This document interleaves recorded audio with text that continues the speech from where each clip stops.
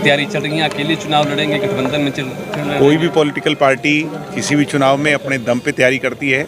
गठबंधन हो ना हो ये बात की स्थिति है। कुछ सीटें बीजेपी ने अनाउंस की हैं। हमारी पहली लिस्ट जो है पहले नवरात्रे, क्योंकि नवरात्रों को शुभ मानते हैं, पहले नवरात्रे पे हमारी भी आधा दर्जन से ज़्यादा लोगों की पहली लिस्ट आ जाएगी। गठबंधन को लेकर कोई चर्चा हुई क्या राजस्थान में बीजेपी के साथ गठबंधन? निश्चित तौर पर चर्चा हुई भी है, चर्चा आगे भी चलेगी और किसी तरह की इक्वेशन, क्योंकि एनडीए का हिस्सा जेजेपी है और उस पर सहमति बन जाए, अभी भी इस पे जो है ना इसकी चांसेस हैं। हमें उम्मीद है। कितनी सीटों पर जसपा मीटिंग्स हो रही है क्या चुनाव? 25 से 30 सीटों पर जसपा जरूर चुनाव लड़ेगी, जैसी भी परिस्थिति हो। और इतना हक जननायक जनता पार्टी का बनता है, वो हमने क्लेम किया है और इस पर पीछे भी बात हुई, आगे जो मीटिंग्स हो रही हैं, जैसे आज मीटिंग रखी गई है, क्या चुनावी तैयारी इसे मानी हो? दुष्यंत चौटाला जी के विदेश से वापस आने के बाद इस पर 2 दौर की चर्चाएं हुई हैं। आज सुबह भी दुष्यंत जी ने हम सबको बुलाया था और उस पर खुल करके चर्चा की। अगले 1 या 2 दिन के अंदर जो भी गठबंधन को लेकर सारी स्थिति क्लियर होगी। क्या दिग्विजय चौटाला खुद भी चुनाव लड़ेंगे? क्या राजस्थान से चुनाव लड़ने की आपकी इच्छा या पार्टी की तरफ? मेरी इच्छा पार्टी की सेवा, पार्टी को मजबूत करना और पार्टी के विचार को जन जन तक पहुंचाना।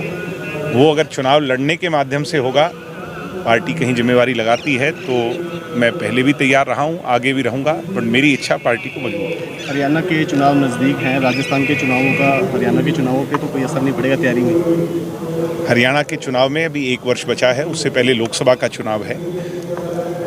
हमारी लोकसभा की अभी तक जो रैलियाँ हुई हैं वो ऐतिहासिक रैलियाँ हुई हैं, मजबूत रैलियाँ हुई हैं और उनकी चर्चा भी दूर दूर तक गई है। किसी पॉलिटिकल पार्टी का इतना बड़ा जमावड़ा लोकसभा क्षेत्र के स्तर पर नहीं हुआ जितना जेजेपी का हुआ। सिरों की गिनती अगर आज गिनी जाए तो जेजेपी के पास ज़्यादा है, जेजेपी पक्ष में ज़्यादा है किसी भी अन्य राजनीतिक दल से। 4 डिप्टी सीएम बनाने की बात कही गई है। ऐसा है, जो 4 डिप्टी सीएम बनाने की बात कह रहे हैं, कम से कम उन्होंने डिप्टी सीएम की तवज्जो को तो समझा, डिप्टी सीएम के नाम के पीछे की ताकत और उसके अधिकार को तो समझा, उसकी संवैधानिक पावर को तो समझा।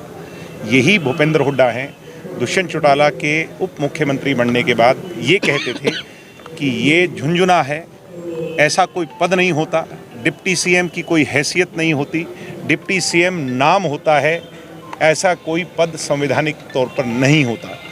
आज वही भूपेंद्र हुड्डा या तो ब्राह्मण समाज को गुमराह कर रहे हैं या वो डिप्टी सीएम दुष्यंत चौटाला के पिछले 4 साल के काम से इतना घबरा गए हैं कि वो आज इस तरह की बातें कर रहे हैं। जहाँ तक नई पीढ़ी को मैं एक ही बात कहूँगा कि ऐसे लोग जो हमें जाति पाति के नाम पर बांटने वाले लोग हों, ऐसे लोगों के बहकावे में कतई ना आएँ।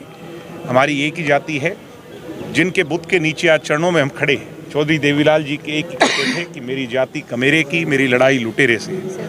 हमारी कोई जाट की, ब्राह्मण की, बैकवर्ड की, अगड़े की, पिछड़े की, दलित की, इनकी लड़ाई नहीं है। हरियाणा का भाईचारा कायम है।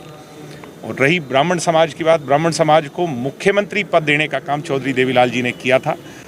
खुद सेक्रीफाइस कर हरियाणा बनने पर पंडित भगवत लाल शर्मा को प्रदेश का मुख्यमंत्री बनाया था, चौधरी देवीलाल जी ने बनाया था। और जितना सम्मान ब्राह्मण देवताओं को चौधरी देवीलाल जी ने, उनकी पॉलिटिकल फ्रंट्स ने दिया, ये इतिहास गवाह है।